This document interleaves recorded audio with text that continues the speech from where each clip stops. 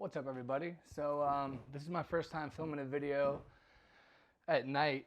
I hope the light looks okay.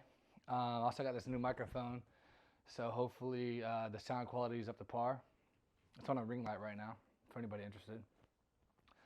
So today I wanted to kind of switch focus to another rap artist that I'm kind of a big fan of. Okay, I'm not like the biggest fan, but like lately, this guy has really impressed me a lot. And you're already gonna know who it is from the title of the video, but it's Machine Gun Kelly / MGK.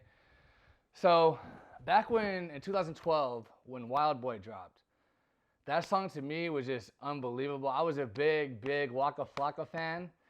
So I had been bumping Waka Flocka since like 2010, Grove Street Party, all that shit, Hard in the Paint, all the good classics I still listen to this day. So when he did that song with MGK, that shit was like kind of in the vein of like that Waka Flocka like hardcore trap shit that like, you know, that Lex Luger beat type shit that's just so fire. So I was like, man, this song is on point. However, I listened to the album that Wild Boy was on, and I wasn't a huge fan of it. There was a lot of songs on there that left a lot to be desired. So I didn't really consider myself much of an MGK fan. So then fast forward a few years later, I think it was 2015, he drops General Admission. And I was not a fan of that album at all. I don't know what it was. Maybe it was just the point I was in at my life at the time or what. I don't know what it was. I can't explain it, but to me the sound was off. I tried to listen to it, and it had one of my favorite producers on there, Jim Johnson, I think is his name, pretty sure. He produced Lollipop by Lil Wayne, along with this guy named Diesel, which was one of my is to this day one of my favorite rap tracks of all time. Favorite tracks, period, of all time. That's a bona fide classic. Love Lollipop. So when I saw that Jim Johnson, I think that's his name. I hope I'm not butchering it, but I'm pretty sure it is. When I saw that he had a few songs on there that he had produced on General Admission by MGK, I was like, oh, this should be fire. Like, this guy's a really dope producer. No, the album was just a mess. I feel like MGK was just trying to find his sound. He was like doing that white boy rap, like that corny white boy rap that I don't really fuck with. Like, I'd rather a rapper be like Stitches, who, by the way, is one of my favorite rappers of all time. I actually met Stitches when he came to where I'm at. He had a meet and greet. Not a meet and greet, but like we had this club here at the time, and he was doing just like an appearance, like you pay someone to like show up, and he was like at the club all night, and we partied down. So Stitches is cool as shit.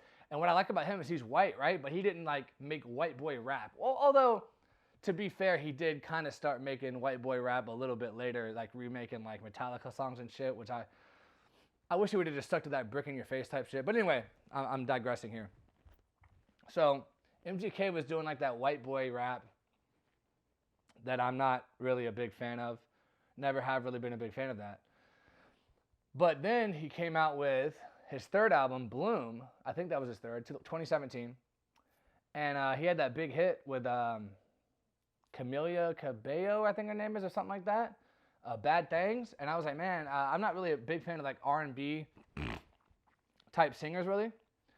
But I heard that song and I was like, this is pretty fire. And it was a huge hit. It got to like number 4 in the charts, the Hot 100. It was a big hit. Good song.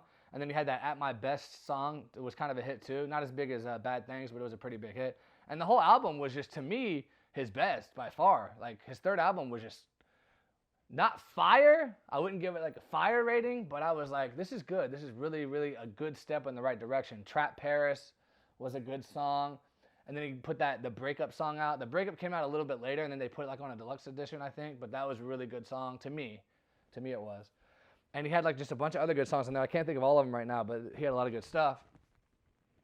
So I started getting excited. I started becoming more of a fan. I'm like, man, this dude, he's really getting his swagger up. He's getting his game up. Like, his shit's getting a little bit better. It's not as white boyish, rapish, like Kid Rock back in the early 90s type shit, you know? Like, so he was getting better, I thought. Or I still do think. And then he came out with his one last year. The name of the album is leaving me right now. But it was good. Like, it was kind of that rockish, kind of white boy rapish type shit. But like, it just seemed like it came from more of an honest place, I guess you could say. And I thought the beats were a step up. And I liked it. I really liked it. There was some heavy topics on there, you know, dealing with suicide and things like that. A lot of drug use, cocaine use, and I know how that is. You know, I've been around that shit. You know, you do cocaine, you go on a bender. You know, you're doing Molly, you're doing cocaine, you're doing Adderall, you're mixing all these drugs together because you're fucked up, you're not thinking clearly, and then you wake up the next day just feeling like complete and utter dog shit. I know how that is. So, I mean, I've been around that, you know what I mean? And so I was like, damn, like, you couldn't really rap about this kind of thing unless, like, you had obviously done it. I mean, kind of like Juice WRLD, like, he raps about it all the time. And sure enough, he died of, you know, a drug overdose, which I'll do another video on Juice WRLD eventually. I'm going to get to that. But today, I say all that to say this. He came out with a track list. He didn't come out with a track list today. It came out probably a few days ago. But he's got a new album coming out, and he said that it's going to be a pop punk album, which to me is really, really a smart decision on his part, because he always kind of had white fans. Like, I don't know any black people, no offense, if you're watching and you're black and you like MGK, that's awesome. Like, there's nothing wrong with that. But I haven't met too many black people that fuck with MGK. I don't feel like the streets fuck with him. Even though he's signed to a black guy, he's signed to Diddy. Like, he's still on Bad Boy Records, and he's dropping a pop punk album on Bad Boy Records. Who could have ever imagined that happening back in the Biggie Smalls and the Mace days? Like, that's kind of fucking crazy to think about. So I feel like with his audience, this is a perfect opportunity to do a pop punk album. And then not only that, but I'm a huge pop punk fan. I like pop punk a lot. It's probably my, I would say, third favorite genre after rap and EDM. And it might even be tied with EDM. I'm not sure, but it's definitely my second or third. I love Newfound Glory. I love Yellow Card. I love and they're actually from my hometown. I love a lot of these Good Charlotte. I used to fuck with them heavy. You know, they kind of fell off, but all of them did. That's my point though. Pop punk needs you know, a comeback. It needs to be brought back, and I think the potential is there, because music genres, they come and go all the time. You know, something's popular for 10 years and it kind of falls off. Like R&B is not hot at all right now, but back in 04, 05, it was like Usher was everywhere. So, I mean, I wouldn't be surprised if that comes back one day. But I think MGK is playing this very, very smart. And he got with Travis Barker of Blink-182 fame, which I'm a huge Blink-182 fan. I saw them in concert with Lil Wayne last year, and it was one of my favorite concerts that I've ever been to. Not that I've been to that many, but that was just dream come true for me, a Lil Wayne fan, stan, whatever you want to call it. Like, I'm huge into Lil Wayne. But not a big fan of Funeral, but that's a whole nother topic. So he came out with a track list. He came out with a track list for Tickets to My Downfall. And I wanted to kind of go through it a little bit and see what you guys think. So it's always hard to tell with a track list how something is really going to be. Like, I know Eminem came out with the, what was it called? That one album where everyone just fucking said it was his worst album ever. I can't think of, hold on, let me look it up real quick, because we need to think about this album real quick to compare like how track list releases can kind of affect people's perception of how it's going to be. So the album that I'm thinking of is Revival in 2017. So Eminem dropped that track list, right, for Revival, and people shit on it, and rightfully so. I mean, he had like all these pop features on it, and he was trying to be political, and like he went against Trump, and you know, he fucked up because a lot of his fans up in like, you know, Michigan area voted for Trump. So it's like, well, you're telling your fans to fuck off if they like Trump, and he fucking blew it, and he admitted later on that he blew it. I think he had just been watching a bit too much, maybe CNN, possibly. I don't know. And I'm not getting political here, guys, at all. So don't worry. I'm not picking sides. I'm not gonna tell you my political leanings at all. That's not what this is about. But it was just he really fucked that release up big time. And what was crazy was the track list came out and everyone like shitted on it. And then we actually listened to it and we were like, wow, this is actually worse than we even thought possible. Like, it was a shit show, right? So he thought, he did an interview and he was like, well, I think I put the track list out and that was a mistake, because then people got a chance to like form an opinion before they heard it. Nah, bro, not Eminem, man. That album just fucking sucked, bro. But let's get back to MGK. So he came out with a track list, right? And he's actually got two track lists. He's got one that's going to be like a regular edition with 15 tracks. And then he's got one that's going to be a Target exclusive that's going to have an extra 4 tracks, 19 total. And I'll get to this in a minute, but I think he kind of fucked up by doing it that way. Because I don't feel like enough people buy physical albums anymore. So I feel like he should have just tacked those 4 bonus tracks onto the streaming edition of the album, because more people would have streamed it and it would have added to your first week sales total. In my opinion, I'm no music industry expert. That's just what I think. I think if he's able to do that and still have it on the Target edition, he should. Whatever, we'll see. So the first one's called Title Track. I'm guessing that's short for like Tickets to My Downfall. That should be interesting. I'm gonna guess a very punkish vibe on that. Kiss Kiss. I hope it doesn't sound like the T-Pain and Chris Brown Kiss Kiss that came out like years ago, because that's kind of played out.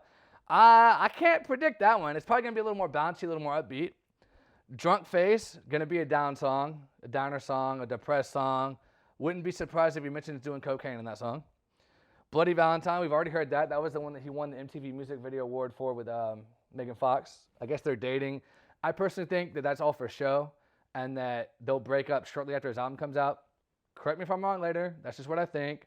She just got out of a marriage. She has 4 kids, which I've dated a girl with 3 kids, and the sex was amazing. So like the kids have nothing to do with it, and the great relationship. That's not what this is about.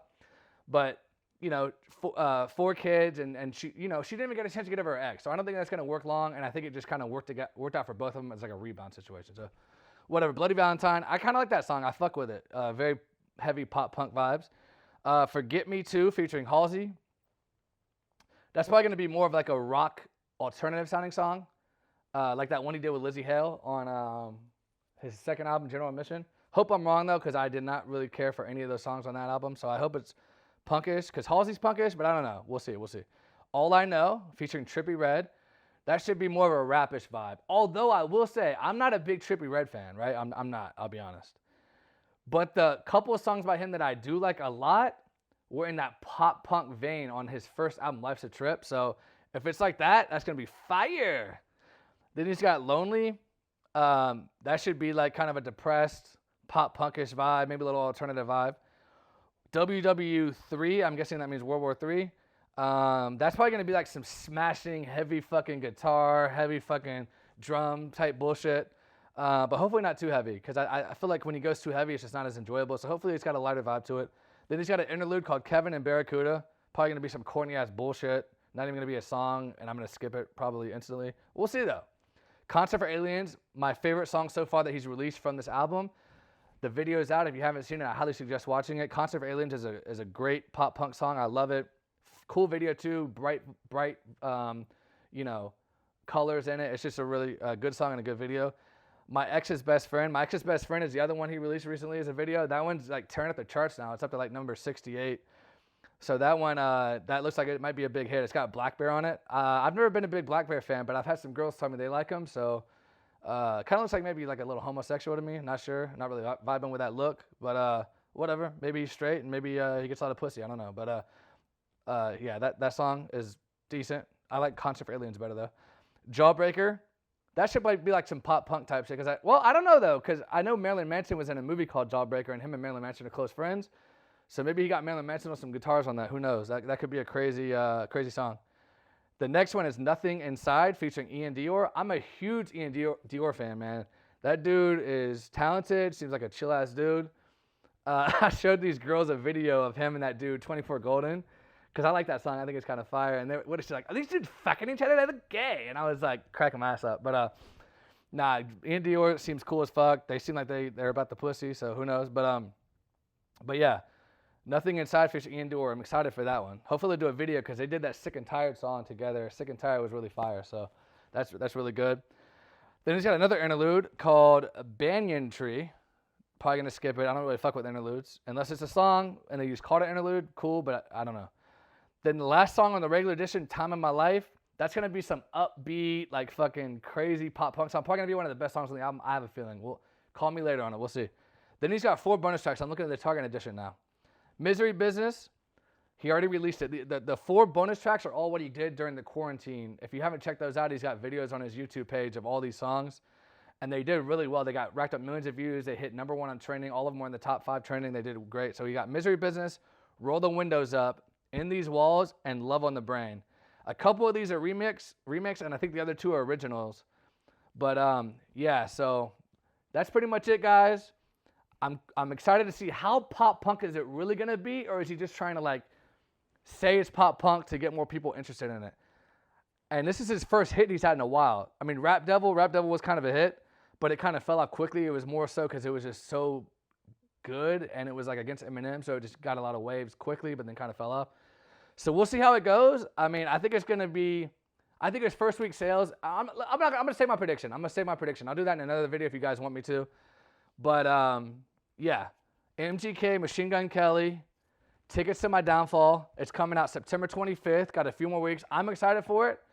We'll see what happens. But thank you so much for watching the video again. I'll talk to you guys later. Peace.